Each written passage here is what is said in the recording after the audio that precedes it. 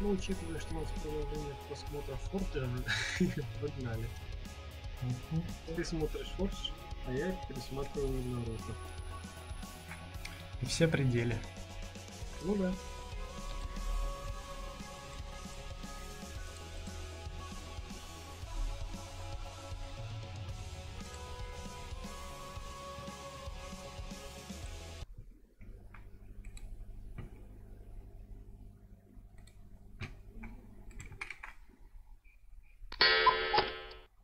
Привет, Олег.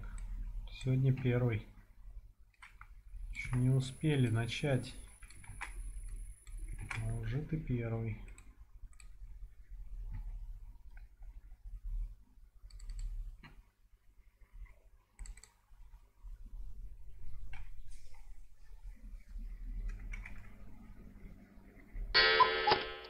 Привет, Михаил.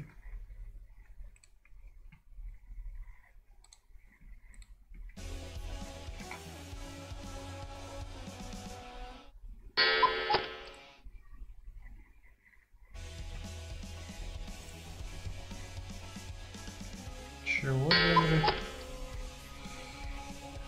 Да, Kingdom.com. Типа того.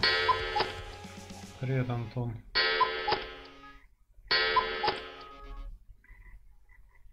Альфа-тест был. Он как бы и продолжается сейчас. Сейчас я вам скину ссылочку на это дело. Я не разрабатываю игры для Android. Но для Unity, в смысле для компьютера, нормально.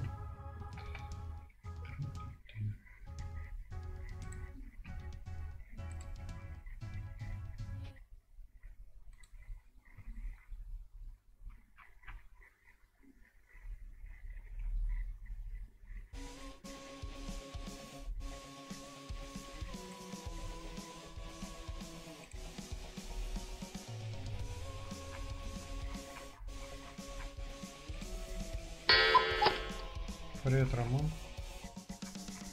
Сейчас найду я где это. А, тут ее намного проще. Все намного проще. Будет ли игра приносить деньги, зависит от игры, а не от платформы. Ага.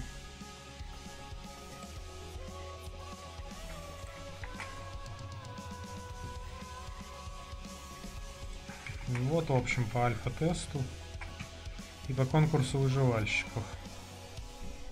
Кому интересно.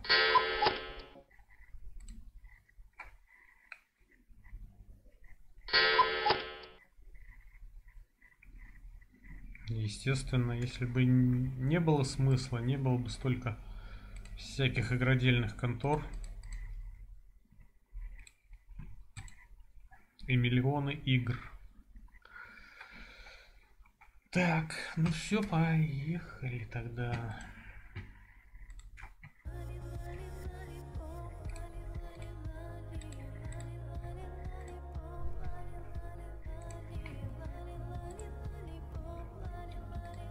У нас сегодня опять такой несколько расслабленный стрим.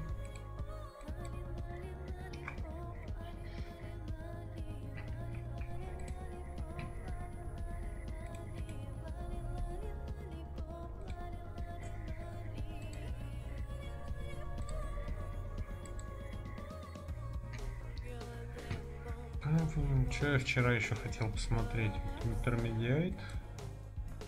Мастер-класс. Hello, I'm Brent First from Admini Studios, and I wanted to go over how you can send your own custom class across the networking system. So I'm here in beta version 2, and I'm going to make a monobehavior script, which is just going to be a class that I send all the variables across the network. I'm going to use a monobehavior because it'll be easy for me to come over here and look in the inspector and see the values change. So I'm going to create a C# script, and I will call it my class thing.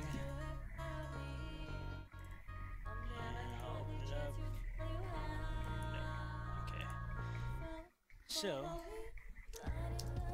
we're going to go over kind of how to set it up. So the first thing that we need to do is we need to be using Admini Studios.network. the next thing we're going to do is I'm going to make a bunch of public variables so I can see them in the inspector. Public string ID equals my...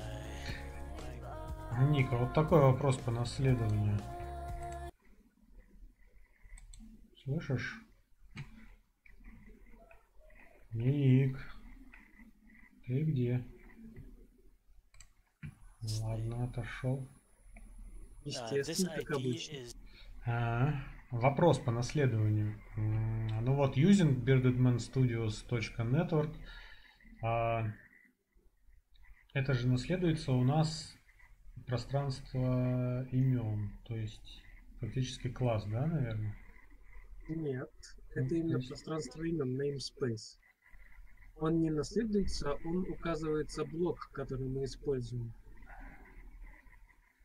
Блок, да, но вот у него там есть набор скриптов.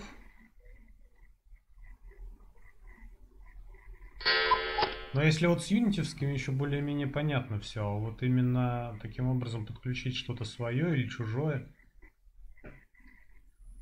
То есть наследование, вот... это вот видишь, там написано public class. Ну, это понятно, class, да. Двоеточие monobehavior. MyClass это название скрипта, да, и monobehavior это от чего наследуется, да. Вот, а меня именно по юзингу интересует. А юзинг это ты просто указываешь те namespace, которые у тебя здесь используются, чтобы их не прописывать каждый раз. Ну, это понятно, да. Ну, сформулировать просто не очень просто, что я имею в виду.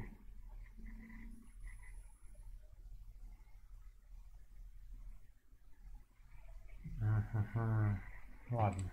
A special unique string.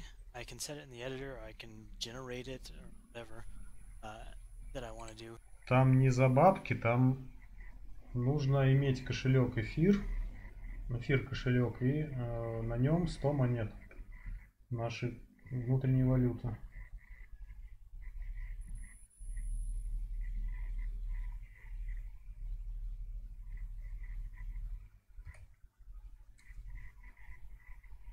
Учитывая, что за конкурс выживальщиков можно получить нехилый такой приз. Да, есть смысл заморочиться. Так. Ну и в этом смысле неудивительно, что все-таки нужно иметь хоть какие-то деньги при игре. При том, что эти деньги не надо никому заплатить, в том-то и дело. Да, их нужно просто иметь.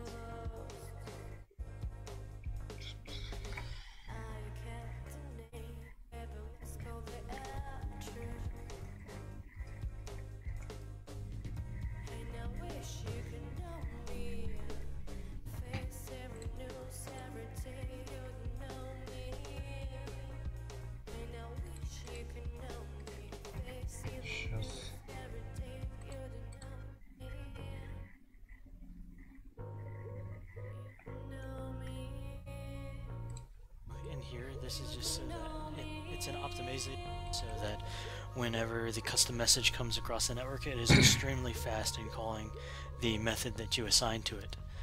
So we're not going to be serializing that, we're just going to be serializing the rest of the variables. So public int num equals 0, public bool equals false, public float money equals 3.1f. Public string first equals Brent. Public double big equals some small number. Погоди, то есть получается, наверное, это если так простым языком, то Bearded Studios в данном случае это верхняя папка, Network это вложенная папка и все, что в ней находится, да? Нет. Блин. Это именно namespace. То есть, когда ты то есть у него в одном скрипте прописаны именно namespace. Namespace это такой блок, в который ты можешь засунуть разные виды скриптов, чтобы их там держать. Соответственно, по одному namespace ты можешь, соответственно, найти определенные скрипты. То есть, если у тебя, допустим, скрипты с одинаковым названием, namespace позволяет их различать. I'm just doing each data type so you can see all the data Это вот types. как у меня с инвентарем. I'm not going to show you every single data type that can be serialized, just the major ones. Vector 2, I guess. V2 equals new vector 2. Put 5 and 13. Just copy and paste that a couple of times. And put a 3 and a 4 here. 3, 4. Just change this number. Главное, чтобы ты понимал, что там будет. Just make up some random numbers. Okay, so I'm going to send these guys across the network, all of these guys. So the first... Он как-то странно написал. Public vector 2 v2, потом так... Если что, все закрыто. Не, ну вот просто скажу, что 3 переменных vector 2 равно new vector 2 1, потом new vector 3, new vector 4. Но в левой части они все vector 2. И у первого... Ну, открой просто стрим. Так, стрим открыт. У тебя стрим. Вернусь через 10 минут. Ах ты ж, ё-моё, я забыл про эту фигню. Крупняк. Извиняюсь. Ну вот, видишь, собственно, как он написал это себе. Сейчас погоди, стрим дойдет до... Что, тормозит? Немного отстает. Где-то на полминуты. Ничего себе. О, это я закрыл, конечно. Так, секунд 10.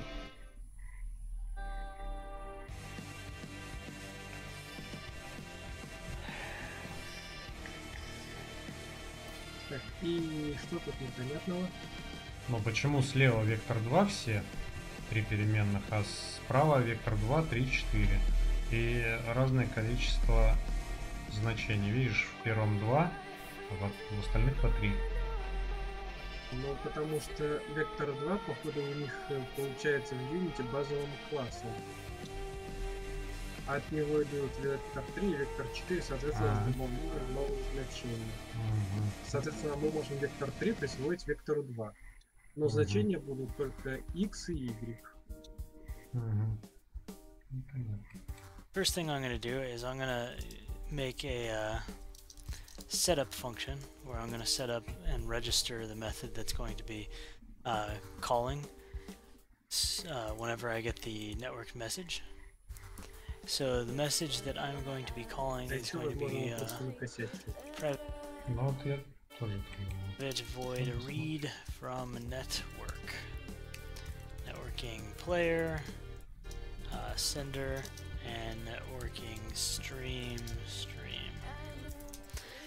And inside of here, all we're going to do is call a deserialize function. So private void deserialize byte, or let's not byte, networking stream.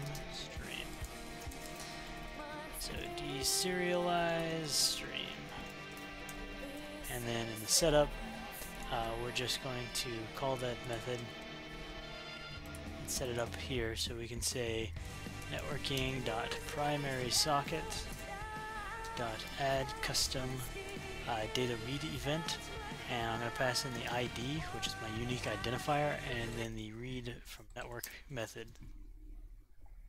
And now I'm going to make an awake function, private void awake. If networking dot primary socket is equal to null, that means we have not connected yet. So I'm going to listen for when we have connected and call setup when we do. Else we're going to call setup directly because we're already connected. Right. So I'm going to make it so that when I press a key down on the update, it will serialize these variables across the network.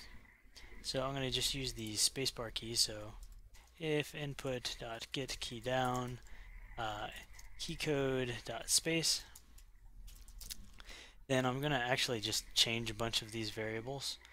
I'm going to say num is equal to 9, bool is equal to true, money is equal to 100.53f, first is equal to Ferris, big is equal to some large number. V2 is equal to vector 2.1 multiplied by 5. V3 is going to be equal to vector 3.1 multiplied by 9. And V4 is going to be equal to vector 4.1 multiplied by 2.331f. So now I need to make a serialized function, so I can take all these variables and serialize them to bytes. Now, when you're serializing class, you can obviously select which variables you serialize or not. I'm just in this case serializing all of them. So I'm going to say private void, or not void, byte array serialize. Now I'm going to just return object mapper. Object mapper is a class that's built into our networking system. .map bytes. And then here we Я думаю, что не так? Он очень долгий сегодня. Надо ускорить его. We just pass in our arguments in sequential order the way that we want to. So I'm going to do num, bool, money, first, big, v2, v3, and v4. And so I'm going to say byte array data is equal to serialize. And then I'm going to call networking.write custom. And I'm going to pass the ID. I'm going to pass in the socket or the networker. Networking.primary socket is what I'm working with. I'm going to pass in the data, and I'm going to make it reliable DDP because I want the other side to get it no matter what. So the last thing we need to do is just deserialize. In the deserialization process, you'll notice that it'll be in the same exact order that we passed it in as. So I'm going to say num equals object mapper dot map, and the first one was an int. And I'm just going to pass the stream into there. So I'm just basically going to go through and I'm just going to go through and do each one of these. So if I just paste it a bunch of times, I can come up here and just say bool, money, first, big, v2, v3, and v4.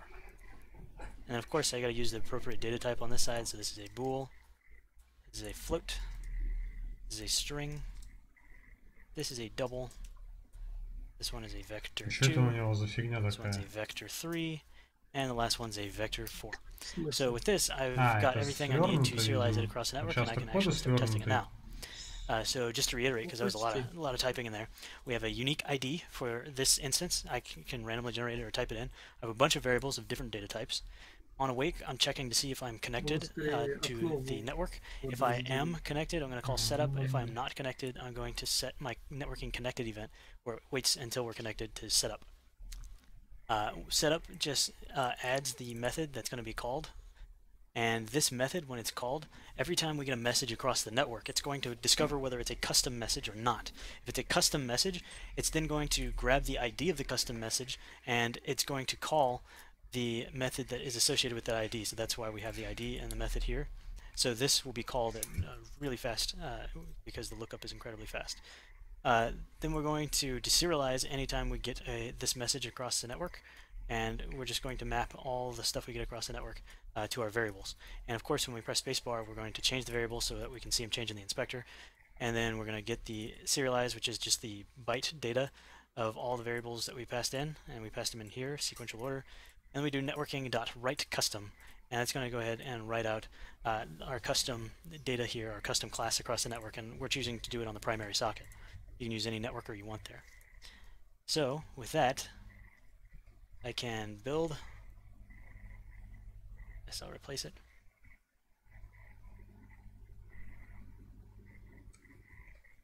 Oh, I probably shouldn't have built. I have to put the script on something. So I'm going to put it on this main camera. I'm going to put my class here on this main camera so we can see all of this. Vector, I forgot to change the data type up here to vector 3 and 4. Вот, да, это он накосячил точно. It should pop up the correct way now. Yeah, there we go. Now we can see them all. And now I can build it out.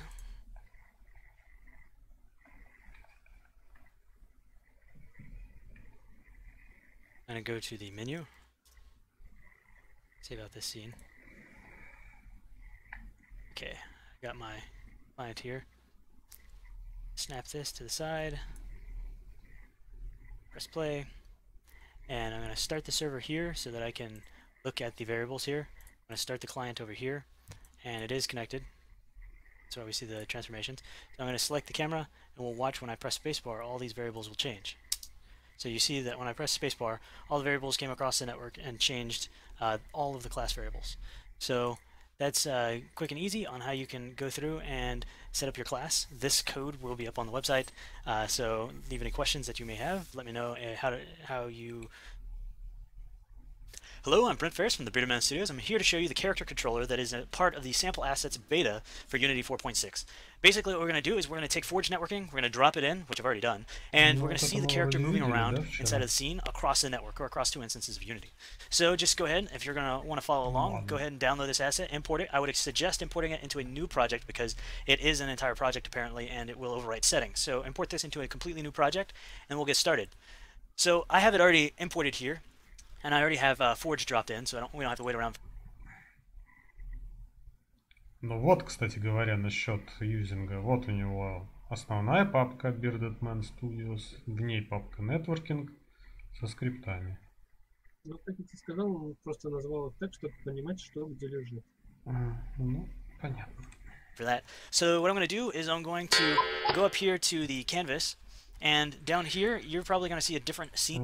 Ну, насчет ничего не понятно, в принципе, понятно. Смотрим сейчас, как человек сделал готовое решение для мультиплеера Forge Networking.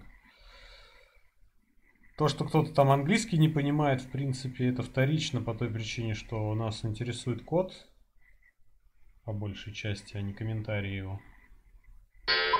Поэтому тоже полезно посмотреть. Николаю привет. От гуся. Name for this menu is going to load, and I probably should tell you what the menu scene is.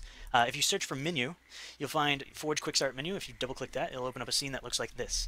Then when you select the canvas, you can scroll down to the start game script, and down here you'll see scene name, and it's probably going to be a different name. So set it to game as a capital G, a lowercase A-M-E, and that's how we're going to be setting up this project. So I'm going to start up a new scene, Control N, and I'm going to clear out some build settings so I can show you guys that from scratch. So here inside of the new scene, I'm going to drop in a cube because that is probably the most important thing, is to have a floor that our character can stand on. 1 and 50. I'm going to drop in a light because why not? And shadows just because I can.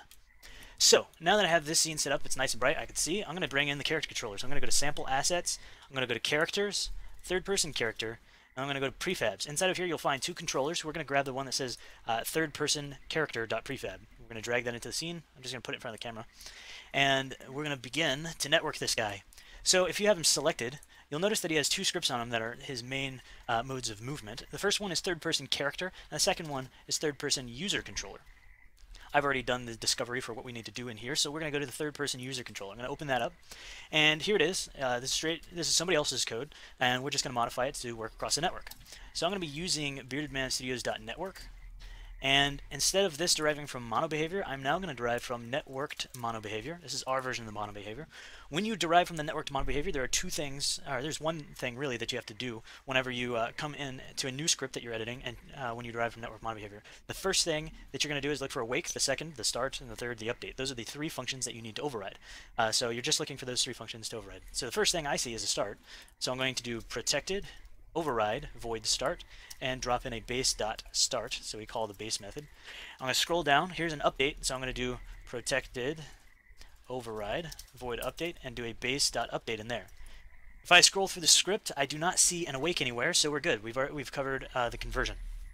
Now we're going to make it so that the character can serialize across the network. So if we scan through this document, we'll find that down at the bottom there's a function character.move, and it passes in 4 arguments.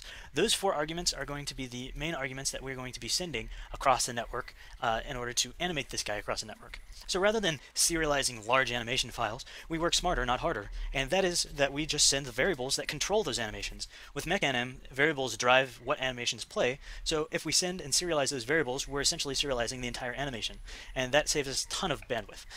So what we're going to do at the in the conversion process is we're going to look at these 4 variables here, and we're going to send them across in their entirety across the network. So if we come up here to the top, we're going to say protected, override, void, awake, and inside of here we're going to say add net. Чё? Код знакомый. Так это third person user control. Worked variable. We're going to drop in our getter and our setter. So the first getter we're going to do is going to be move, and the second getter that we're going to do is look, pause, and then crouch and then jump. So for the setter of the move, we're going to say x. Rocket move equals vector3 x. Now, if you're new to lambdas, it's basically a lambda is a small function. It's a quick inline function. If we look at it here, we're saying get returns move. And here we're saying move is equal to x, where x is the variable in question. So if you have no idea what I just said, just know that until you learn lambdas, this is easily usable by copy and paste or following the same standard for all your variables.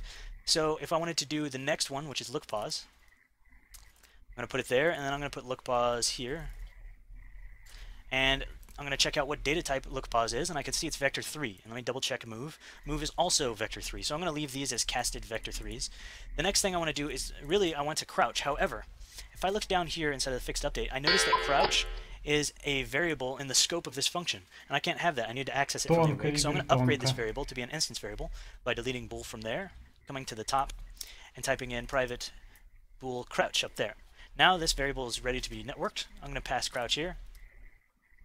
Copy and paste over this, and the data type is bool, so we're going to type bool there. The last one we're going to do is the jump. So jump is already relative to this class, so we're going to drop it in there, and if we select jump, we can notice that it's a bool as well. So we're going to cast x as a bool to be assigned to jump.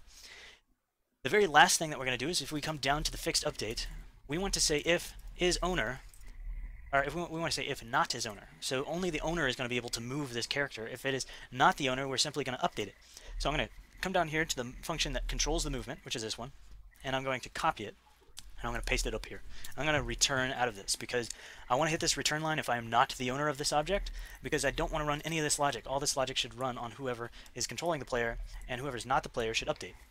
So in this case, the server will move the character around, and the client will just update it. With this, we're completely done. If we jump back over here, we can save our scene out, and we're going to save it as game, because that's what we named it inside of the menu. So if we go back to the menu and select the canvas, scroll down to start game, that is why we called this game here. And then we're going to open up our build settings. We're going to drag in the menu. Let me get rid of this. We're going to drag in the menu first, and second we're going to drag in the game. With this, we are ready to check out the networking, so I'm going to build and run. I'm going to overwrite this instance of game. And once this is built, you'll see that I just move it on the server, those values transfer, and all the animations play. So I'm going to press play here, put it over here on this side of the screen. I'm going to go into the editor. I'm going to snap the editor to the left-hand side, expand it out a little bit. I'm going to make the editor the server and this window the client. So I'm going to start server here, and over here on this side, I'm going to start client. Now I can select in the editor, and I can just start moving the character, and you'll notice that the animations are transferred to the client. I can jump, and I can also crouch, and I can crouch walk. So you can see that by sending those variables across the network, we have the entire character completely networked with very little effort. So if you have any questions, please let me know, and until next time, I'll talk to you later. Hello, I'm Brent Ferris from the Bearded Man Studios, and in this video we're going to go over caching inside of Forge Networking. So, caching is basically a way of keeping data on the server in a key value storage. A key being a string, so we can say store this value 9 in this string test. And then clients are able to request that value from the server, and the server will respond with it. So we're going to see a live example of that here, and check out how it works. So first I'm going to create me a scripts folder, and I'm going to make a simple script called, let's call it try cache. Try cache. I'm going to open up that script, and yes. Okay, so inside of here, what we're going to do is we need to set up something for the server to save out a variable cache, and then something for a client to pull it. So the cache is actually a static class, which means that we can call it from anywhere. So I'm going to make a private void update. Notice I'm not going to derive from simple network mono behavior or network mono behavior, but I am going to be using beardedmanstudios.network. So I'm going to say if input.get key down, let's say keycode.s for save. If I'm the server, so we're going to say, so if I'm the server, I'm going to say if I press S, I'm just going to make the server press S here. And the client is going to press G for get. So if input.get key down, keycode.g, we're going to get. So if we're the server, we're going to save. And to save, we're going to say cache, which is just a static class. We can say cache set. And then in here, we can put our data type. The data types that are supported are all the available data types that Forge Networking supports. And for a list of those, let me just open up the website. So I've opened up the website. For a list of those, if we go over to the documentation and we scroll down, we'll find the serializing fields and properties. So if we go into that one, inside of this, we actually have a list of all the available types that can be serialized in Forge Networking. So any of these can be sent in cache. I'd like to also note that we have a text tutorial, and this is actually where we're going to place this video on caching inside of the intermediate using the cache system in here, which is going to go over what we're basically going to go over now. So back inside of Unity, I'm going to set an integer, and the integer's key is going to be test, and the value is going to be 9, not 8, 9. Okay. Now on the client, I'm going to get, whenever I press G, I'm going to get that value. So I'm going to say cache dot request. We're going to request an integer with the key test from the server, and then we can pass in our lambda expression, which basically is an inline function. So we're going to say that it returns an object x, which is the value that comes back from the server. And inside of here, we're just going to log it out, debug.log x, which is the value we get from the server. So again, this is how we're going to save it on the server. This is how we're going to get it from the server. If you're not used to lambda expressions, I suggest looking up on C# how to do lambda expressions.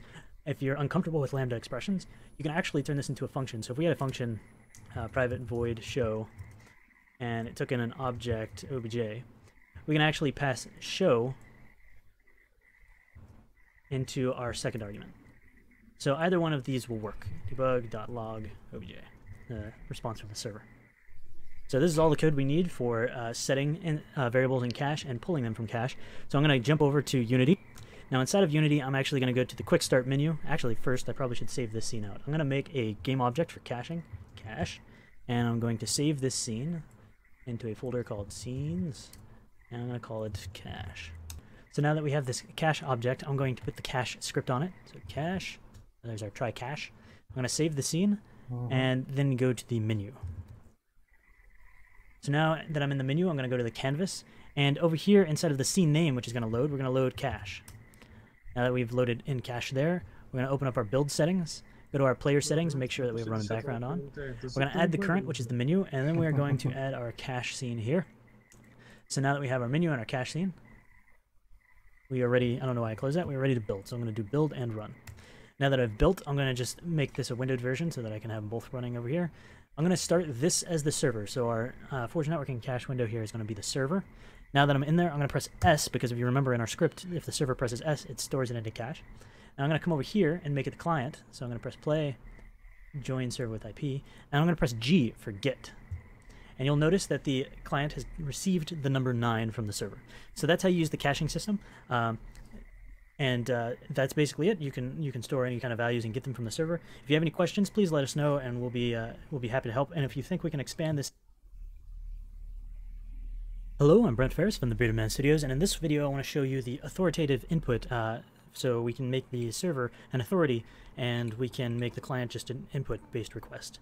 So what we're going to do is, if you have the package set up, you go into Bearded Man Studios, Forge Networking, examples, and then authoritative and client prediction. So if you open up that scene there, you'll notice we have a networking manager.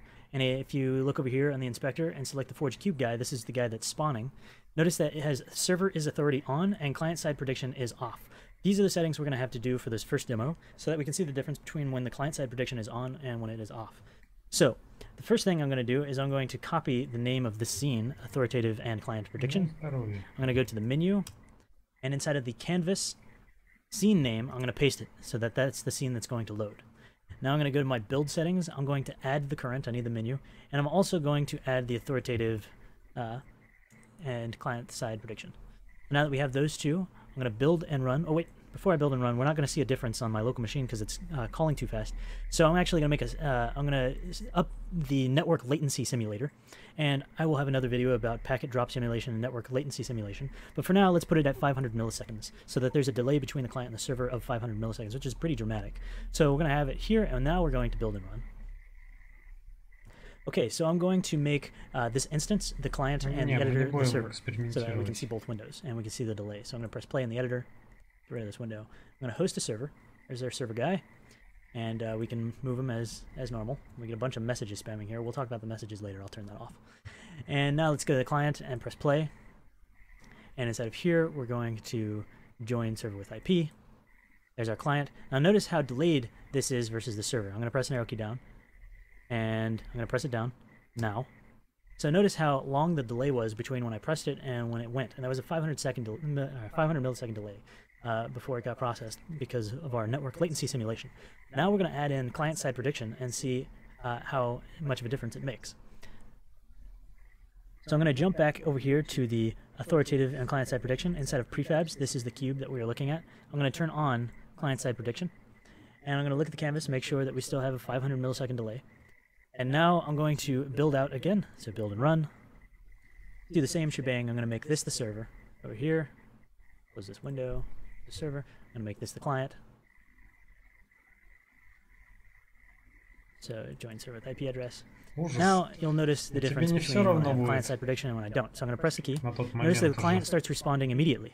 So the client's going to move, and notice it's going to snap back to where the server says it's going to be. So basically, the client-side prediction is set up so that it does forward prediction, and the server is still authoritative and saying where the position is. So that's that portion for what those two buttons do, and we'll continue on now with looking at the code real quick and seeing how the events are set up. So if we go into the Bearded Man Studios, Forge Networking, Examples, Authoritative Input, and Scripts, I had it so that it would automatically snap back to where the server was when the inputs were released, just so that we can really see the delay, and we can see that the server is still the authority over the positioning. So if normally on the client side you're not going to want to do that, you're going to want to make it so that when you release you'll stay in your position. But if you get too far out of sync with the server, which in this case it was obvious because of 500 millisecond delay, then it will automatically update. So let's look through this code here and see what's going on. So it's deriving from a network model behavior. I call this the authoritative controller. We have some basic logic. Speed is 5.0. And then we have a few, this is a register for every single event. Obviously, you don't have to do all the events. You just do the ones that you want. So we've set up the input down request, which is an event, an input request, and an input up request. Input down request is the moment you press a key down. Input request is constantly fired as the key is pressed down. And input up request is the request when you release the key to the server. Same thing for the mouse down, mouse request, and mouse up. If we scroll down, we can see that I set up these functions, mouse up, mouse. These are basically the callbacks up here. I just set them to log out stuff. The only one that I actually did differently was the input down, which was for the left and right arrow to actually move the cube. If we look inside of the update, the way that we actually request to the server, the input request, you'll see there's an input check right arrow, input check left arrow, and mouse check 0. So when you call these functions, it actually does not constantly check the server just because it's in the update. It really only checks the key press down, key press up, same thing for the mouse, and does the rest of the simulation. So one thing you will notice about the events is that the input events take in a key code, which is the key that was... Что ты говоришь? Говорю, альфа, которую выпустили, делает свое дело. От нее у людей бомбит. Да. Все как и было задумано. Pressed so that we can actually check against it inside of this event. And the mouse takes in an index. So we have a button index, which is the mouse button that was pressed.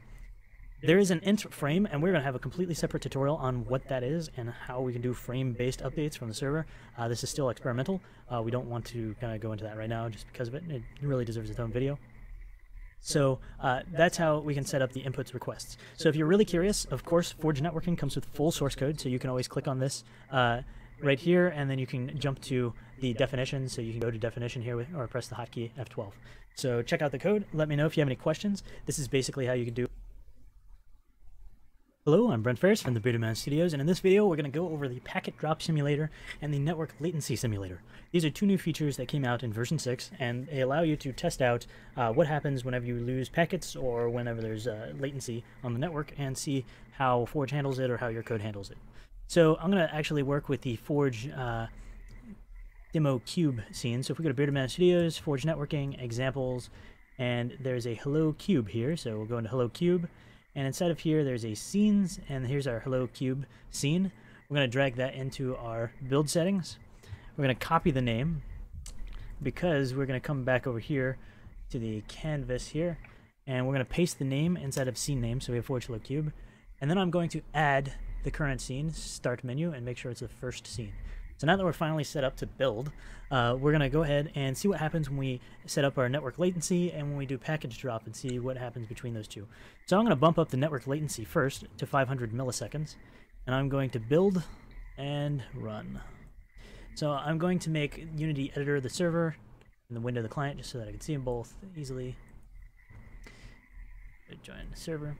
Alright, so I'm going to move the client, and you notice there's about 500 milliseconds of latency here. So you'll notice that there's latency between the server and the client, easily simulated just by changing that number. Now let's check out package drop.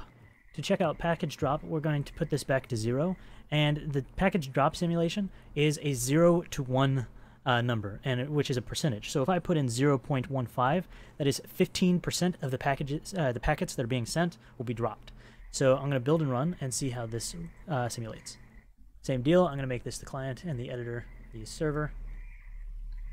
Up over here, client. Alright, so now we don't have any latency, but we do have packet drop. Notice how there's a little bit of a hiccup in our movement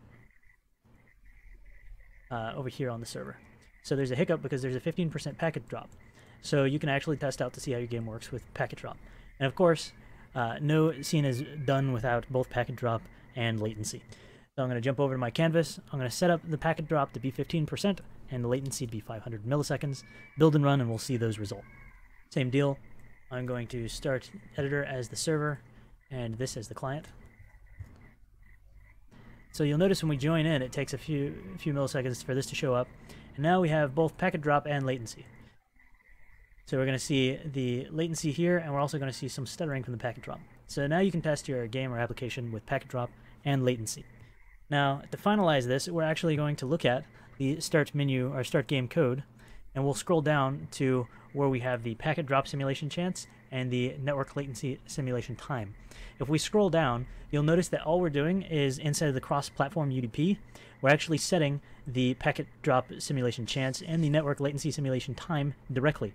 So if you don't want to use the start game script and you have your own connection set up for how you connect your game and get it started without the helper menu that comes with Forge networking, you can actually set up so that you can simulate the package drop and latency by just assigning these two variables the same way we have them here. So that's it for the packet drop and simulation.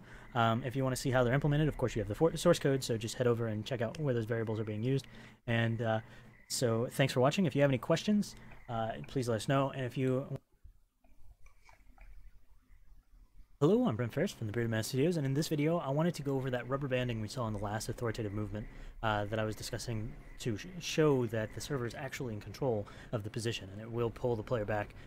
So we've added a lot of controls in order for you to help you out, but two of the main ones. We have position and rotation, so that you can actually control the sync distance. So we're going to go back and take a review of what we saw last time with some of our new UI layout, just so that you can recognize it when you see it. So the first thing I'm going to do is I'm going to go to authoritative. I'm going to copy that name. I'm going to jump in here, select the Forge cube guy. This is the cube that's going to spawn in there.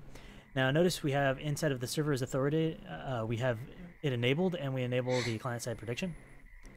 And the two new values that control this synchronization is the authoritative sync distance and the authoritative sync rotation. So we're going to be messing with those in just a moment. And right now we're going to leave it at 0.25, which is a very small amount. The cube width alone is 0.5, so we will see rubber banding in this one. I'm going to go to menu, and I'm going to go to the canvas and set that to my scene name that's going to load. I'm going to do a network latency simulation of 500 milliseconds. I'll build this out and we'll see how it goes. Okay, so I'm going to make the editor my server, and the instance of my client. So I'm going to host server. I'm going to play. So we will see the network latency on spawn. That's how we'll know it's working. So there's the 500 millisecond delay. Now I'm going to press the input, and when I release, you're going to see that the server takes control, and I snap back, and that's that rubber banding we saw last time. So what we're going to do is we're going to fix this by making a reasonable amount for the client-side prediction to be able to simulate on its own. So we'll check that out. We're going to start by going to the authoritative scene. I'm going to save the scene just so I don't have to change that again. We'll go to the forge cube guy, select this guy, and we're going to go down, and we're going to set this 0.25 to about 5. So that it's large enough for the cube, and we won't see that rubber banding, so it's going to have a sync distance of 5. I'm going to jump back to the menu scene and build this out. We'll see how it works. I still have the network latency at about 500 milliseconds. Yeah, okay. Okay, same shebang. I'm going to have this as the server, and I have this as the client. We will see latency. Okay, and now when I move, you'll see that the pulling back isn't going to happen because I made it about 5 units. Of course, if I go beyond that 5 units, the server will correct it.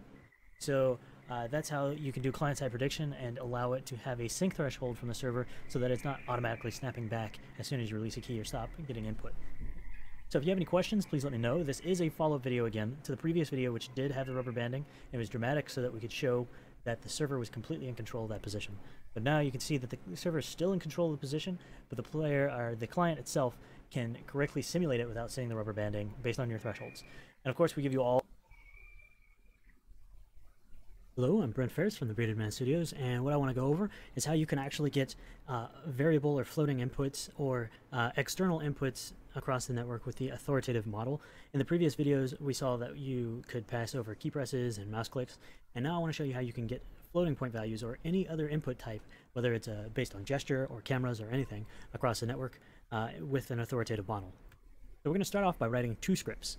So over here, instead of the scripts of the authoritative and client prediction, I'm going to create one script called body, and I'm going to create a second script which I will call floats. So over here we have floats and we have body. So let's start off with floats. What we're going to do is we're going to be using beardedmanstudios.network. I'm going to reload. Okay, now I have my IntelliSense back on, and I'm going to make this a networked mono behavior. And what I'm going to do is I'm going to make 2 floats. So public float horizontal equals 0.0f and public float vertical equals 0.0f. What I'm going to do is I'm going to serialize these across the network, so net sync on both of these. And now we're going to make an update, so protected override void update. And what we're going to do is we're going to say if not is owner return. I'll explain why in a moment. Horizontal equals input get axis horizontal. Vertical equals input get axis vertical. Okay, so I'll go more in depth in this in a moment, but basically this float script is not going to be authoritative. It's purely going to be a script that is only for replicating the user inputs, which in this case are floating point values. The other script, which is going to be the body, is going to be in control of the position, rotation, and all the rest of the transformations, but that is going to be authoritative, and we'll see how they work together. So we're going to jump over to the body script, and we're going to do something similar. We're going to be using Bearded Man Studios network, and this is also going to be a networked mono behavior. Now we're going to make 3 floats. Public float speed, this is just how fast the cube's going to move. Public float horizontal, horizontal, 0.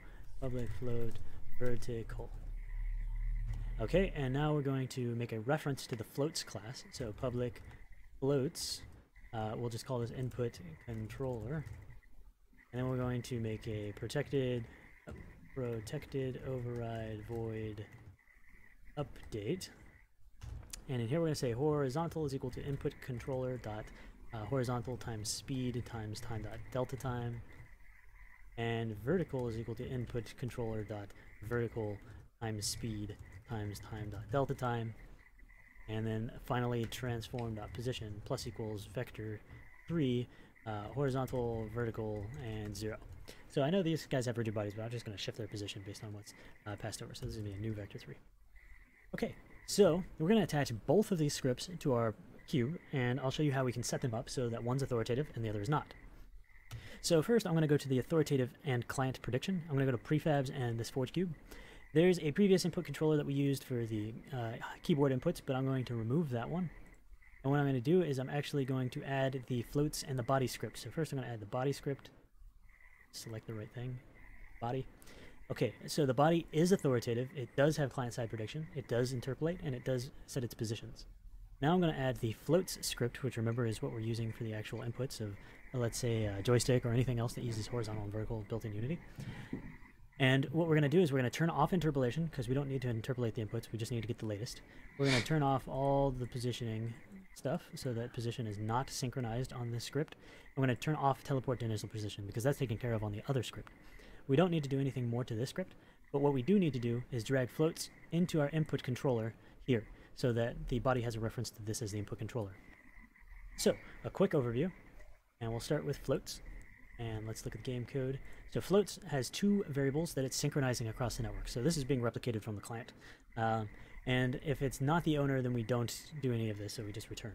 So this is getting the actual inputs from horizontal and vertical, which is bound to the keyboard, but it's also bound to joysticks. And what's happening is that we have turned off all of the replication on this script, so that nothing's being replicated except for the floats that we've specified with NetSync. The next thing is the body. The body has almost everything turned on. It has authority turned on, it has client-side prediction turned on, it has interpolation turned on, it has position and rotation synchronization turned on, and it has teleport to initial positions turned on. Lastly, it has the input controller, which has those floats put into its input controller field. Now, being that this is server's authority, all of these things are going to be happening on the server and not on the client. The client is going to be predicting them. So if we look at the body script, we have horizontal and vertical, which we are actually just assigning to what the input controller values are. Of course, we could have just passed them in directly. And then we're just multiplying by some arbitrary speed and delta time, so it's normalized across CPUs. And then we have the input controller, which is a reference to the script that the client is going to be replicating the variables across for horizontal and vertical, the floating point values. And we're accessing those values here, horizontal and vertical. Since they are replicated from the client to the server, then on the server side of the code, whenever it hits this code, it's actually going to be grabbing those values from the client and performing on them. And with client-side prediction, the client will also predict with this code as well. So nothing left to do but to build it and test it out. So I'm going to go to server or authoritative and client prediction. I'm going to copy the scene name, and I'm going to go to the canvas and make sure that's the scene that loads. I'm going to build it, and we'll continue. Okay, I have it built, so I'm going to start up the server here, and I'm going to start up the client. We see it's being replicated, and now I'm going to use the arrow keys to move it. And it's actually moving with the horizontal and vertical inputs, and it is also replicating everything here. Let me select this guy, and we can go down here. This is another reason I made it public. And we can see that the inputs from the client are being replicated across the server. This over here is the server, and I'm just viewing the cube. So its values are being replicated. So that's it. So that's how I can get floating point values across a network. Now, the magic behind this is that in Forge networking, we have created everything so modular that, or we've designed it or tried our best to design it as modular as possible so that we can mix and match things to make it extremely powerful. Since we can mix non-authoritative code with authoritative code, we can get some dynamic values very easily across a network and get it to still be secure. So though the inputs are being passed from the client to the server, the client is not really controlling the position. The server is controlling it because the script responsible for serializing the positions and rotations is authoritative. So if you have any questions, please let me know. We'd be happy to help. And hello, I'm Brent Ferris from the Privateers Studios, and in this video I wanted to go over the Forge Transport object. So a Forge Transport object is an object that you can assign the variables to and call send on, and it'll actually send the values of that object across the network to everything else. This can be both unreliable and reliable. It's up to you. So the basic properties are, let's go over to this guy. So right now we're looking at a object to transport. So this is a Forge transport object. Basically what you do is you derive from the Forge transport object whatever class you want, create any kind of serializable properties that are public. I don't know what this is doing here. That's insane.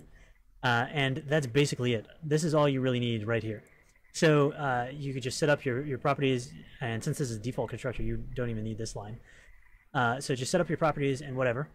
And then later on somewhere else, you can create an instance of that object. You can assign the event transport finished. This is an event that will fire once the object has been transported across the network to you. And basically all you have to do is assign the variables to whatever you want and then call .send. And the send has two arguments. It has a receiver, so you can specify who receives it, and it has a boolean for whether it is reliable or not. If it's not reliable, then it doesn't matter if this packet gets lost. So once it has sent across the network successfully, the transport finished event will fire, which will run any logic you want in here, and it will also supply the target object that has now been updated. So we're going to give it a run and see how it looks over here inside of the editor. So I basically have inside my scene, I have the transport object as the scene name that I'm going to be loading. I'm going to build this. And now let's run it. So I'm going to make this the server and this the client. I just have it so that when I press spacebar, it transports to others. And since I want to be able to see the debug log that happens, I'm actually going to make this guy the server and make this one the client so that I can see the debug log. So I'm going to join in the server. And I have it so that when I press spacebar here, it'll fire it off. I'm going to press spacebar. And you'll see over here, the transport has completed, and it now has the new variables that were sent across the network. Apple is 9, Brent is 3.14, cat is hat, and dog is now true. So let's take a look at the code real quick, just to refresh on what has happened. So over here in the code, we see that transport complete is the callback that happens whenever the transportation has been transported across a network. This object got passed in. I'm actually debug logging out this transport object, but I could also just debug log out the target to string. It's the same object in this case. So we saw the transport has completed here, so the transport has completed. And then we just saw target to string, which went through and, well, that doesn't help, which went through, let me just go to the class. Went through here and it just printed out all the variables as a string. You can notice that the default values for these is Apple is 9, Brent's 9.93, or sorry, Apple is 0, Brent is 9.93, cat is cat, and dog is false. And when we press spacebar, it set those variables, sent them across the network, and I press spacebar on the server, so the client received those variables, updated all of the values, called this event, and then printed them out. So that's basically it. So that's what a forged transport object is. It's basically just an object with public properties that are serializable that you just assign whenever and say send at any time that you want, and it'll send across the network. Again, just to reiterate, you can specify who receives them, and you can specify whether it's reliable or not. So please let me know if you have any questions. I'd be happy to answer them. And until next time, thanks for watching.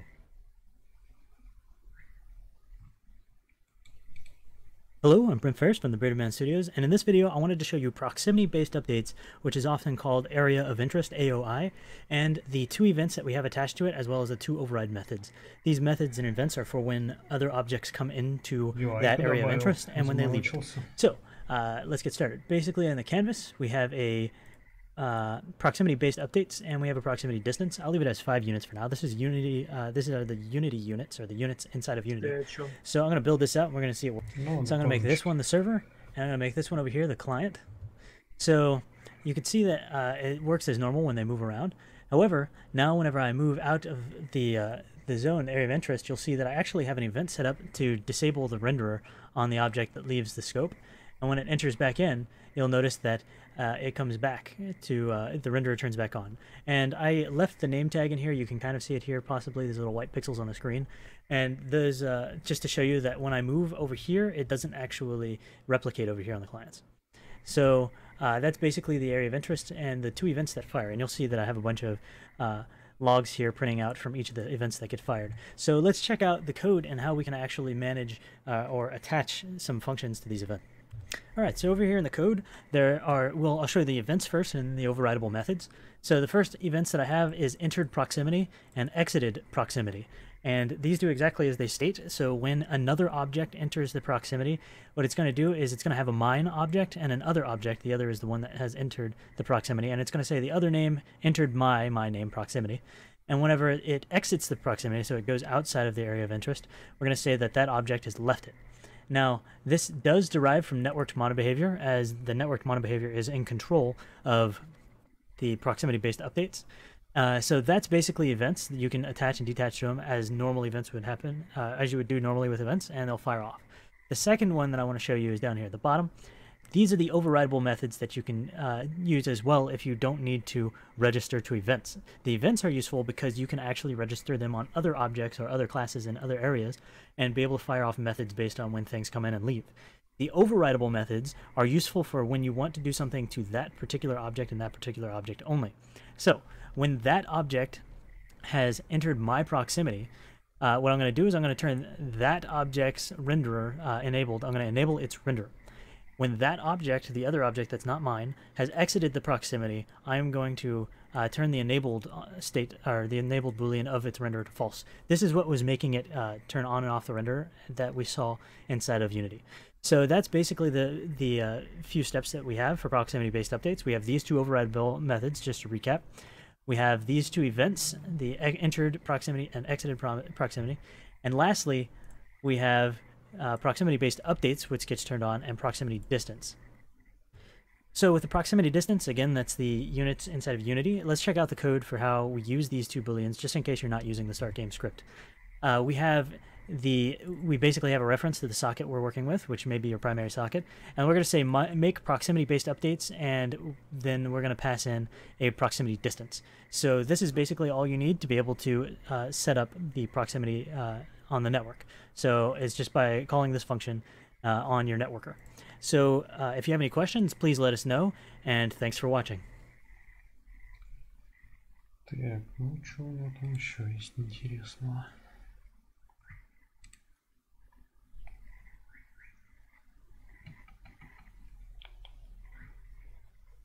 Simple network it.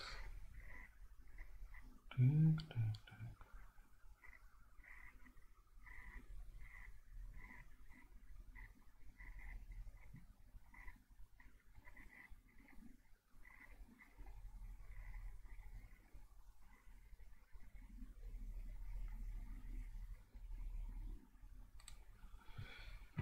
Network it model behaviors. Hello, I am Brett from Birdman Studios, and today I'll be talking about the manual NetSync and NetSync to server. Now, both of these are same attributes as NetSync itself, but they work... Hello, I am Brett from Birdman Studios, and today I'll be talking about input requests for authoritative networked mono behaviors. So input requests are a way for you to send input from the client to the server, and the server to properly do the logic from its end, and then have the client sync up to where the server is saying it is at. So I'm going to make a very simple example of how to use it, but you're free to expand on this and go further. So I'm going to talk about the key input requests, and then I'll briefly talk about the mouse down, mouse up, and those type of requests as well. So to begin, I'm just going to open up my networked mono behavior, and I'm going to go to my spawner script that I have in my demonstration scene, and I'm going to just comment this out for where I was doing the network instantiate, and I'm just going to duplicate it, and now I'm going to move on to the example networked mono behavior being instantiated. Once I have done that, I'm going to go straight into my scene, and I'm going to also verify on my networking manager that I do have the example networked mono behavior prefab attached. On my example networked mono behavior, I'm also going to check to see that server is authoritate. So what this means is that the server is in control of this object, but the client can be the one that requests input for it as it shares ownership with the server. And I can enable client-side prediction, but for now I don't really care about client-side prediction. I just want to know that the input request is going to the server, and then it replicating the info that it has received on its end, and then me syncing up as a client on my end. So once I do that, I'm pretty much good to go, aside from making sure that your Forge Quick Start menu is pointing still to whatever scene you want to go with, but for me it's just going to be my demonstration scene. And then on my script itself, I'm just going to start with doing probably an int. So let's do private int my value equals 0. And here's another new parameter. I'll talk about this in a future tutorial, but for now I'm just going to use NetSync. And NetSync is a way for you to sync variables across the network. The next thing I'm going to do is protected override, override, and I'm going to do void network start. So that should override the network start that I have. You could also use the down here where you have the IntelliSense pop up and give you a list of what you're able to override, and you can just double click it and I'll set in those parameters if you're using Visual Studio. Then in here, I'm going to say if I am the owner, or rather, let's change that. let's make it so that if I am not the owner, I'm going to return and not do any logic past this. And if I am the owner, I'm going to do my input request down here. So I'm going to do private void input up. So this is when I'm going to do a key up request, key code. And I need a frame that comes back, but you don't need to use the frame necessarily. I'm just going to have this here. I'm not actually going to do any functionality based on this, but you can if you want to. And then I'm going to have input down, same thing. And then the last one on my request, I'm going to just have my held. So my input held down. So like if I hold down spacebar, I want to know that I'm continuously pressing spacebar, and I don't need a frame for this to get back. I'm going to do void on GUI. And here I'm going to do another if is owner check. Return if I'm not the owner. And then if I am the owner, I'm going to do logic based on this. I'm just going to do a simple GUI layout. My value. And from this, I want to make sure that when I register for these events that I also remove them when it is destroyed. So I'm going to do a protected override void on destroy. Well, it's probably easier just to do the selection from here. Oops. And then there should be on destroy. There we go. And I'm going to make sure to remove any events that I'm hooking into up above. And then I'm going to have my protected override owner update. This is where I'm going to do my checking of input as it is sending across to the server, and the server to confirm it and send it back to the client and sync its variables. That's where I'm going to do it, is the owner update. So to begin, I'm going to first hook into these events. So I'm going to do input request, and this is a built-in delegate that you can hook into that will allow you to hook into the input request when it does get a response. And I'm going to do input held. So this is when I'm holding down a key. Input down request. This is when I'm press a key down, not necessarily holding it, but press it. I'm going to do input down. I'm going to do capital D. And then input up request. Input up request, same thing. I just tap it, releasing a key pretty much. So input up. And there we go. I hooked in all three of my events on the callbacks. I want to copy and paste this into the on destroyed to make sure I remove these events when it is getting removed. There's no reason to keep hooking onto them. And then I want to do some logic when I'm holding down a key. I don't want to do any logic when I let go of a key or when I first tap a key. I want to do it consistent logic when it goes on. So I'm going to do a switch, key, code. And then in here, case, let's do right arrow. And then copy and paste and do left arrow. Alright, and then I'm just going to copy my value and just make it increment every single time that I am holding down the right arrow. And then I'm going to make it decrement whenever I hold down the left arrow. And now that this is all hooked up, it seems like it's good to go. The only thing left is in the owner update. I want to make sure that I am doing an input check. And I want to check for this key, this key code across the network. So I want to check for right arrow and left arrow. So there we go.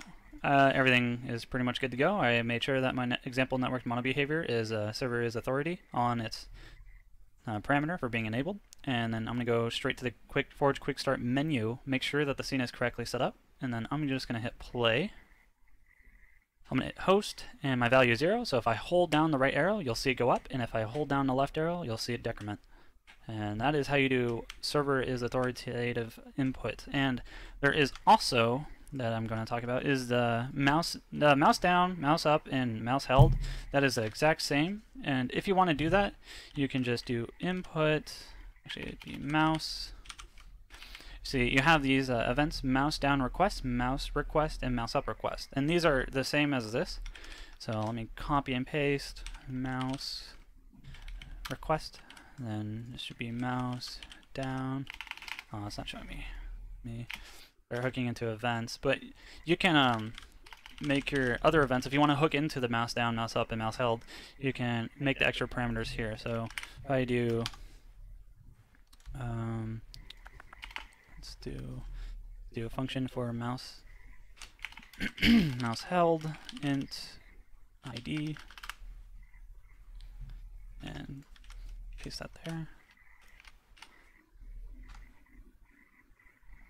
Whoops. Do not want to do that. So let's go back. I guess that is not as helpful. Using that. It's resharper for you. So mouse up, and then mouse down, capital D. Let's move this above. And then another parameter we need to know the frame, int frame, and then do the same up here. Mouse up, mouse down, request, plus equals mouse down. And there you have it. And then I hook into the mouse request as well. So you have the input request, the mouse request, and if you want, you can hook into the mouse checks just by doing, instead of input check, you do mouse check, and then either 0 or 1, or depending on which button you're trying to check on the mouse. And that is what you would do inside your owner update. Assuming you want this to only run on the owner, you can have it run on the non-owner. You can have this run on specific objects and do your own code handling methods that you need to do. But that is pretty much it. And if you have any questions at all, this should be mouse down. There you go. So if you have any questions at all, feel free to leave them in the comments down below. And if you have anything that you want to go, or specifically want to know about the input request and authoritative input, feel free to send us an email or talk to us on Slack or talk to us on our Epic Join. We'll try to get back to you as soon as possible. Thanks for watching.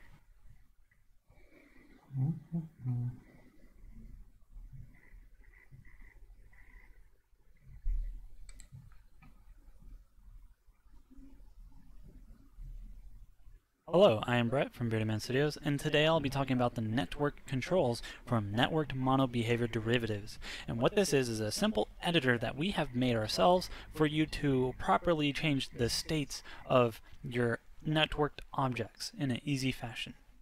So we have this network controls drop-down, and you can simply see this drop-down on any networked mono-behavior derivative of any prefab or object or script that you drag when you drag this script onto that object or prefab or anything. So if I were to make a new game object here, create empty, and drag in my networked mono-behavior example script into it, and for some reason it's locking up. There we go. You can see that it has my network controls tab on it. So I'm going to delete that, go back to my example networked mono-behavior, and just start from here.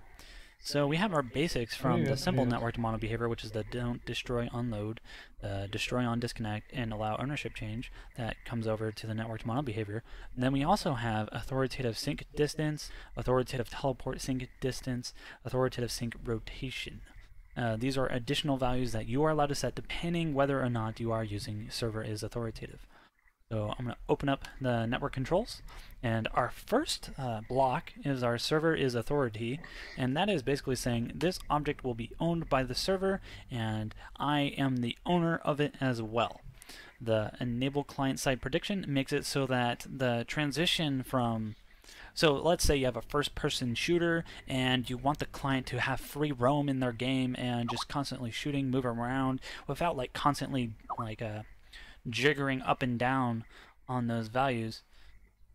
So say like you see some crazy rotation happen over the network, well that's because the client-side prediction was probably not enabled to where it was just looking like it was jiggering across and it was, you know, like skipping a beat, where it would be like a value from 90 turn into -90 of rotation instantaneously. So that is where the client-side prediction goes in, where it is synchronizing on the client to what the server last read of that object. So what we're doing is we're storing the frames of what's happening on the server and syncing that information over to the client for the client to properly allocate its data to see if there's any mismatch to what the server sees and what the client sees. So now I'm going to move on to the networking throttle. So let me disable these. Now on the networking throttle, this is, as the description says, this is how long in seconds to wait before updating across the network. Priority can be emulated here. This includes NetSync variables. And what this means is that if I had NetSync attributes applied to my variables, it also bases its updates on this throttle. Now, I can say it's going to take every 10 seconds before these variables are synced, or I can make it every, you know, quarter of a second, or, you know, just how I want to sync this data over the network, and how fast do I want to do so. Depending on your games, you can set this to 0.25, which is the default. And if you are not doing the default, depending on your game, if it's fast-paced or very slow, if it's turn-based, you can set this to like 3 every 3 seconds, 5, just to give it that extra room of not sending too much data at once and just giving it a little more breathing room over the network. So you don't have to change it. It works fine out of the box, and it's very consistent, data packed, and does all the bit compression that it needs to do over the network to be very reliable and as transparent as it needs to be, while also being secure. But if you want to send data more quickly, more reliably, you can just set it to 1/4 of a second, and that is totally fine too. If you do set it to 0, as you can see here, it is putting it in the red. And the reason for this is because it's sending it so fast that it is just unoptimized in general. So we do not recommend that you do set this throttle to 0. It is totally not recommended by us because of how much information you're sending per nanosecond or millisecond, depending on how fast your game, program, app is running. So I'm just going to leave it as a 1/4 of a second. Or if I'm doing a turn-based game, I can leave it at every 5 seconds or 15, maybe a minute, just depending on how I want to go about it. So I'm going to leave it to every second that this data will be updated. Interpolation is for us to properly sync those variables that you get as new information, and for you to interpret them and to synchronize to them in a smooth fashion, rather than just instantly jumping to that new position or new rotation or new scale right away. We want to lerp into those positions. So if I enable this, you'll see that these turn back on, and my lerp speeds right here, I can make it really fast or really slow, and I can tell it when to stop on the distance, as well as the angle that it needs to stop at. So within a certain range that it reaches this angle or distance, that I don't need to interpolate any further than this because it has reached within the set distance that is given. I'm just going to reset these variables really quick. I guess that doesn't work as well. Go back. Oh, there we go. Oh, sorry, the networking throttle was 0.10. It was not 1/4 of a second, but 1/4 of a second is what I would recommend, but 0.10 works fine too. So that is interpolation. Interpolation is pretty straightforward. If you want to up your speed, slow it, make it fast, it's really up to you. It works perfectly fine the way it is if you want to just leave it on the default values, but you're free to change those values here as well, or disable it entirely. So here's some easy controls, and this relates to the positions that it's getting. Not necessarily interpolation by itself, but interpolation is a way for you to set the speeds of this lerp and other values. Whereas the lerp position, lerp scale, lerp rotation, this is all depending on if it should lerp.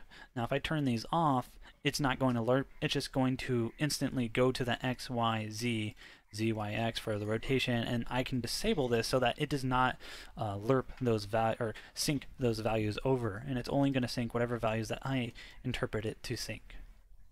Same with scale. As well as I can disable all of this so it does not sync the values of the X, Y, Z of position, rotation, and scale. So it is totally up to you on how you want to synchronize the position, rotation, and scale of your object if you want to do so. If this is like a stand object or a static object that does not move, doesn't do anything, doesn't grow, doesn't rotate, doesn't change its position, then you can easily just disable this entirely and not use any of this extra data that gets sent over the network, depending if it has been moving, scaling, or rotating, as it is unnecessary data to just sync in case it does. But if you have an object that is consistently moving or rotating or scaling, then this is what you would enable depending on what you want to sync across the network. So if I only care about the position and I want it to lerp as well to make it very smooth, then I would just turn this on. If I only want to change the rotation of an object that is networked, then I would just do this one. And same with scale if I just want to do scale. So that is entirely up to you on how you want to do the easy controls for your object. Miscellaneous, it basically is extra parameters for your networked mono behavior, and this is determining whether you would like UDP reliable to be on, and if it is not on, then you you are having consistent updates that are going to the object that is going to consistently feed it information so that it is up to date. I would recommend not turning this on if you are consistently setting updates. If you are synchronizing variables and you have everything else disabled like this is right now, you can turn this UDP reliable flag on, but I still don't see a big need for this, but it is there for the people that do want the data to reliably get over to the other side. So that is UDP reliable. The isPlayer of the networked mono behavior is basically a way for you to determine an object, or rather say that an object is a player object. And this is very beneficial in your code because this means that you can get the player object as well in code. And what this means is that you can go to, let's just do private, or rather protected, override, network start, owning player, and then I should have player object.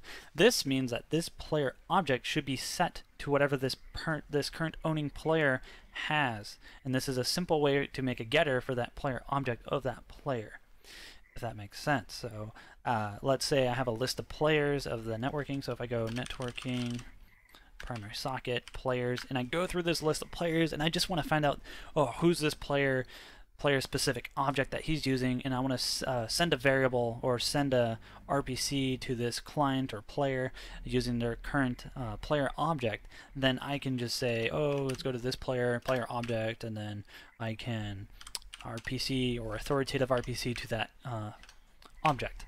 So that is what the isPlayer boolean is here in a miscellaneous. It is good. It has extra functionality related to it.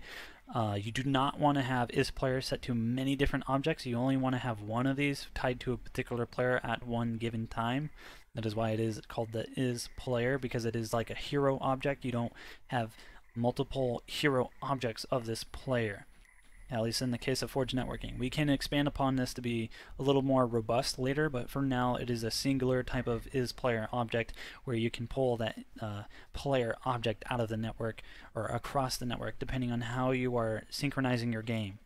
So that is what isPlayer does.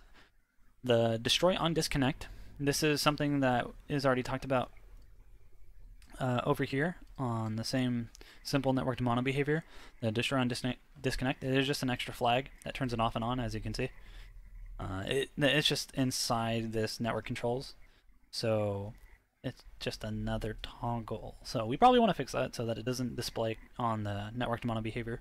You could probably take it out and just leave it as a boolean toggle over here. And then the teleport to initial position. So what this means is, like, if you were to be the client and let's say you join the server and everything is spawning in the center of the map before it finally synchronizes its data across the network to go to the right position that it is supposed to be at. That is what teleport to initial position does. It makes it so the client does not see these objects spawning in the center of the map and then moving to the correct position as it gets a variable updates and receives all its updates from the server. So that is what the teleport to initial position does. The destroy on disconnect, the isPlayer, UDP reliable, the easy controls, interpolation, networking throttle, and server is authority. And that is what the network controls can do for you. If you have any questions at all, feel free to leave them down in the comments below, or to send us an email or talk to us on Epic Join or Slack, depending if you have purchased Forge networking. And thanks for watching. Hello, I am Brett from Bearded Man Studios, and today I'll be talking about the manual NetSync and NetSync to server. Now, both of these are same attributes as NetSync itself, but they work different ways. And what I mean by that is manual NetSync is a way for you to determine when those variables sync across the network, whereas NetSync by itself, whenever a value has changed in that variable, then it will sync across the network. Whereas manual NetSync, it only syncs when you have set or told it to sync across the network. And then NetSync to server, that is another derivative of NetSync itself, where its data is only getting synchronized to the server and nowhere else. So to begin, I will start on manual NetSync. So I'm going to open up my example, and I'm going to type, let's do public, do an int again, mana equals 100, I'm going to do manual net sync above it, and then I'm going to do protected override owner update. And then in here, if input get key down, key code, and then do right arrow, else, and do an else if of left arrow. Alright, here I'm going to increment and decrement the mana. And then I only want this to sync when I hit spacebar. So let me just copy this else if, paste it, and say space, and then I'm going to do the functionality of just, well, as we call it, is serializing the data. So to serialize our manual NetSync data that we want to synchronize across the network, we're going to have to do serialize, serialize manual properties. And we can determine if this is a reliable send or not, as well as telling it what kind of receivers we want it to receive on the other side. So I guess at this point I do want it to be reliable. I don't want to have to send this again, and I want everyone to receive it. In which case I can just leave this alone because it's already doing the receivers all. But in case I wanted to do all buffered, like people who join in, or others, or myself, or the server and me, then I can do these receivers down here as well. So for now, I'm just going to leave it as all, and that will sync when I hit space. So I'm going to now, oops, hit the wrong key. Alright, I'm going to now let it compile, and then hit play. Alright, hit host server, and I have my example networked mono behavior with mana. I'm going to hit left, right, and then left. And as you can see, it's going up and down correctly. And this is the server, not the client. So I'm going to hit build and run.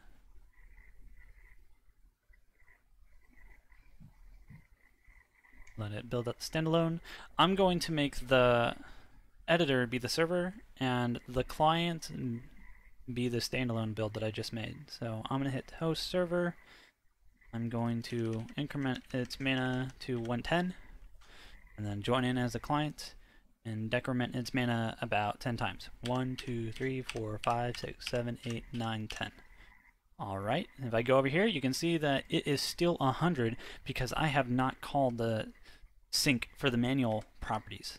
So I'm going to go back to my client and I'll keep it over here as well, and I'm just going to hit spacebar, which is the one that calls the function for syncing those variables. So if I hit spacebar, you'll see that it instantly updated to 90, and that is the correct value because I started at 100 and I hit left arrow 10 times, which decrements it 10 times. And then when I hit my spacebar, I synced those variables across the network, and that is where you see it now, where it has gone to the correctly updated value that I passed through, which is 90.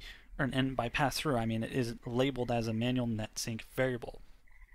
So that is how you can use manual NetSync to your advantage if you want to delay the serialization of your variables across the network and not sending too much data at all times, and maybe sending it once whenever their internet connectivity is up or some other factor that takes in place that you want to be in more control of those NetSync variables being synchronized across the network and how they're being synchronized. So that is what you would use manual NetSync for. So now I'm going to close the client, close the editor, or stop hosting on the editor. Then I'm going to go back in here, and now I'm going to change it to server NetSync.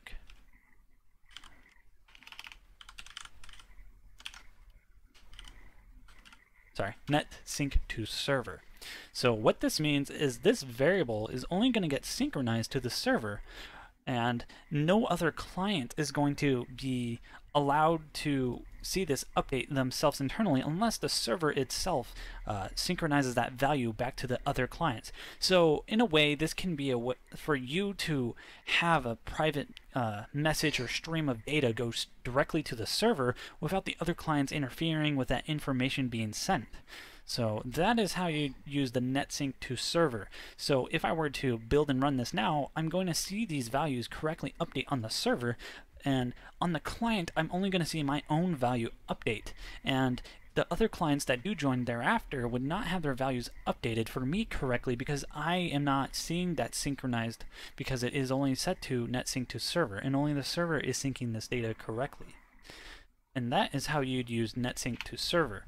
It is like NetSync, but the data is going pipelined directly to the server, and it is just a simple way for you to use NetSync in a way to only send it to the server, rather than just doing NetSync, then going in here and setting network callers and just saying others, and maybe doing your own interpolation on the other end when a function is called back and checking if it is the server. You don't have to worry about doing that.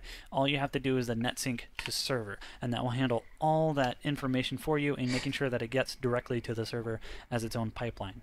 So if you have any questions about this, feel free to leave them in the comments below or send us an email. Thank you for watching.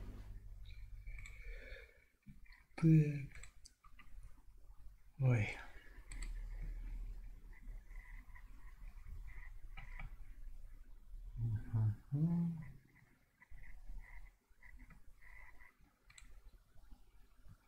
Hello, my name is Brett from Bearded Man Studios, and today I'll be talking about the Network Contract Wizard.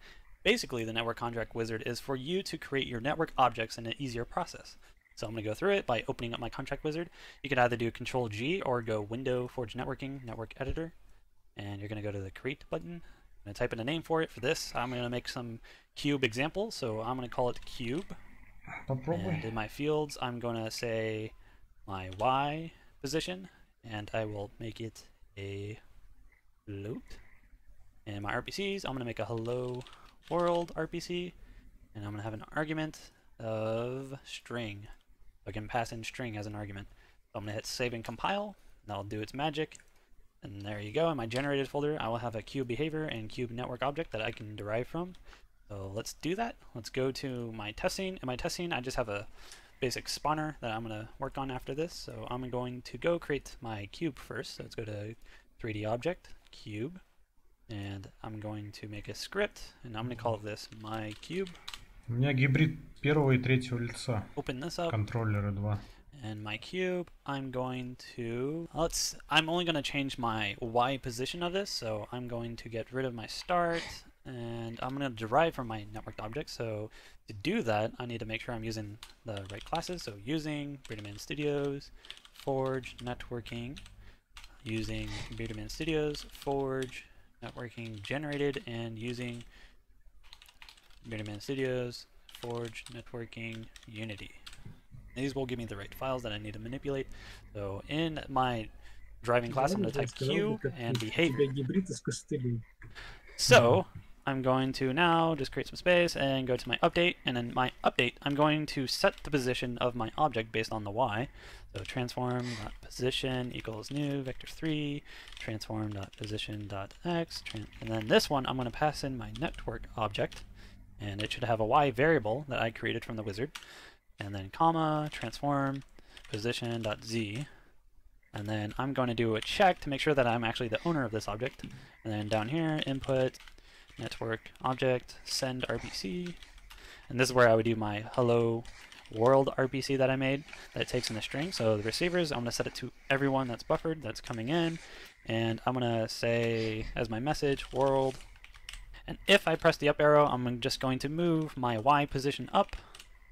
And then I'm going to copy and paste this and do down arrow, and if I do down, it will move my position down. And then I'm going to make sure that I implement my hello world class and do just a simple debug log hello space arguments 0 plus an exclamation point. So that will be it for my cube that I'm going to slap onto my game object. So here's my cube. I'm going to drag my cube to this object, and then I'm going to make a prefab out of this. I'm going to just drag it to my project folder. I'm going to go to my spawner, make sure I drag my cube to my spawner, and over here I have it set up to spawn. I'm just going to say my scene. I'm going to go to File, Build Settings, make sure my main menu is set to the first scene. The second scene is set to my test scene that I have, and I'm going to start from my menu. I'm going to build and run. Okay. Put this right here.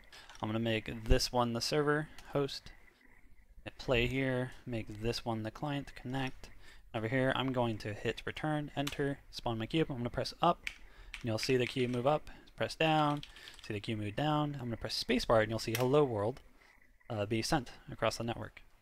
And that is it. So thank you for watching. I hope that this was helpful, and there will definitely be a lot more videos to come.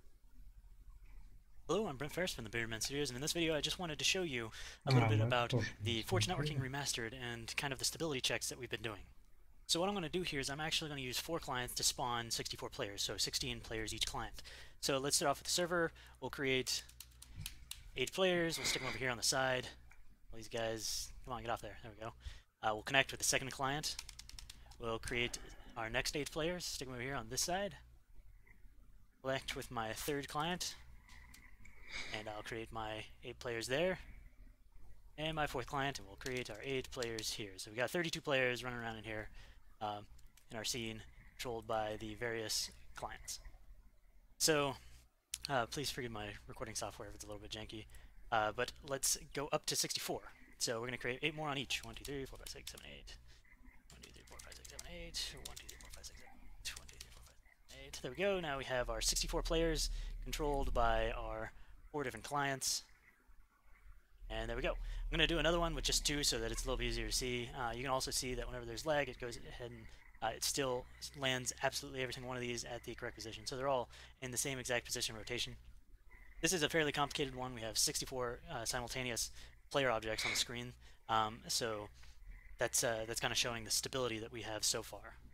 Okay, and now I'm going to create a host with, I'm going to need 32 objects in here so we can have 64 total. I'm just going to make them all owned by the server in this case. So I'm going to connect here, get all my clients, all my players, and I'm going to drop in 64. So now we have 64 cubes here, also known as players, and we can move all 64, and this is position and rotation completely being synced at a really high rate of every 10 milliseconds. So this is just another kind of display of the stability check inside of the new Forge Networking Remastered. So we're pretty proud of what we've been able to accomplish here, and we're pretty excited to get this going for you guys. So if you have any questions, please let us know, and thanks for watching.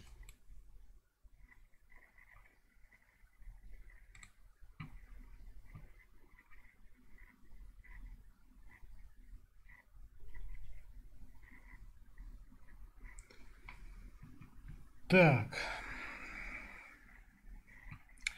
В общем, всю, так сказать, теорию мы просмотрели. Да. Сейчас сделаем.